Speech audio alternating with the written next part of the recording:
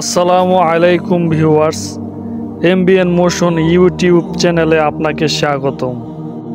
হযরত মুসা আলাইহিস সালাম একবার আল্লাহ তাআলার কাছে আরজ করলেন, হে আল্লাহ, আমার উম্মতের মধ্যে কে সবচেয়ে খারাপ ব্যক্তি আমাকে দেখিয়ে দিন। অদৃশ্য থেকে আওয়াজ এলো, ঠিক আছে, আগামীকাল সকালে তুমি পথের ধারে বসে থেকো। যে ব্যক্তি সর্বপ্রথম এই পথ অতিক্রম করবে সেই ব্যক্তিই হলো তোমার উম্মতের মধ্যে সবচেয়ে খারাপ। হযরত মুসা আলাইহিস সালাম ঠিক সময় মতো নির্দিষ্ট স্থানে বসলেন। কিছুক্ষণ পর দেখলেন এক ব্যক্তি একটি ছোট ছেলে কোলে করে তাকে অতিক্রম করল। হযরত মুসা আলাইহিস সালাম তাকে দেখে মনে মনে বললেন, ওহ, এই ব্যক্তি উম্মতের মধ্যে সবচেয়ে খারাপ। কিছুক্ষণ পর হযরত মুসা আলাইহিস সালামের ইচ্ছা হলো তার উম্মতের সবচেয়ে ভালো ব্যক্তিকে দেখতে। আল্লাহর নিকটে এবার আরজ করলেন, হে আল্লাহ, এবার আমার উম্মতের মধ্যে কে সবচেয়ে ভালো ব্যক্তি আমাকে দেখান। আওয়াজ এলো, হে মুসা, পথের ধারে বসো। সন্ধ্যা বেলায় যে ব্যক্তি সর্বপ্রথম আসবে সেই হলো তোমার উম্মতের মধ্যে সবচেয়ে ভালো। সন্ধ্যা বেলায় হযরত মুসা আলাইহিস সালাম নির্দিষ্ট স্থানে বসলেন। কিছুক্ষণ পর দেখলেন সকালের সে ব্যক্তি ছোট ছেলেকে কোলে করে ফিরতি পথে আসছে।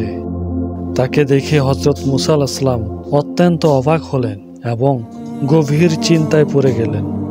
হযরত মুসা আলাইহিস সালাম আল্লাহর নিকট আরজ করলেন, হে আল্লাহ, আমি একই দেখছি। সকালে যে সবচেয়ে খারাপ ছিল সন্ধ্যায় সে কিভাবে সবচেয়ে ভালো হয়ে গেল? অদৃশ্য থেকে মহান স্রষ্টা আল্লাহ উত্তর দিলেন, হে মুসা, সকালে যখন এই ব্যক্তি ছেলেকে সাথে নিয়ে তোমাকে অতিক্রম করে জঙ্গলে প্রবেশ করলো, তখন ছেলে তাকে প্রশ্ন করেছিল, বাবা, এই জঙ্গল কত বড়? সে ব্যক্তি উত্তরে বলেছিল, অনেক বড়। ছেলে আবার প্রশ্ন করলো, বাবা, জঙ্গল থেকে কি বড় কোনো কিছু আছে? তখন বাবা বলেছিল, হ্যাঁ বাবা, ওই পাহাড়গুলো জঙ্গল থেকে বড়। ছেলে পুনরায় প্রশ্ন করলো, পাহাড় থেকে কি বড় কিছু আছে? বাবা বলল, আছে, এই আকাশ। ছেলে আবার প্রশ্ন করলো, আকাশ থেকে কি বড় কিছু আছে? সেই ব্যক্তি বলল, হ্যাঁ, আমার পাপ এই আকাশ থেকেও বড়। ছেলে বাবার এই উত্তর শুনে বলল, বাবা, তোমার পাপ থেকে বড় কি কোনো কিছু নেই? তখন সেই ব্যক্তি চিৎকার দিয়ে কান্না করে লজ্জিত হয়ে গম্ভীর সুরে বলল, আছে বাবা, আমার পাপ থেকেও আল্লাহর রহমত অনেক বড়। হে মুসা, এই ব্যক্তির পাপের অনুভূতি ও অনুশোচনা আমার এত পছন্দ হয়েছে যে আমি তাকে তোমার উম্মতের সবচেয়ে খারাপ ব্যক্তিকে সবচেয়ে ভালো ব্যক্তি বানিয়ে দিয়েছি।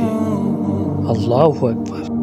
হে আল্লাহ, তুমি আমাদের সকলকে পিছনের গুনাহের কথা সব সময় স্মরণ করে সামনের দিনগুলোকে সত্য পথে চলার তৌফিক দান করো, আমিন। আজকের সংক্ষিপ্ত আলোচনা এ পর্যন্তই। ভিডিওটি কেমন হলো কমেন্ট করে জানাবেন। সবাই নতুন নতুন ভিডিও পেতে চ্যানেলটি সাবস্ক্রাইব করুন। দেখা হবে নতুন কোনো ভিডিওতে। সবাই ভালো থাকেন, সুস্থ থাকবেন।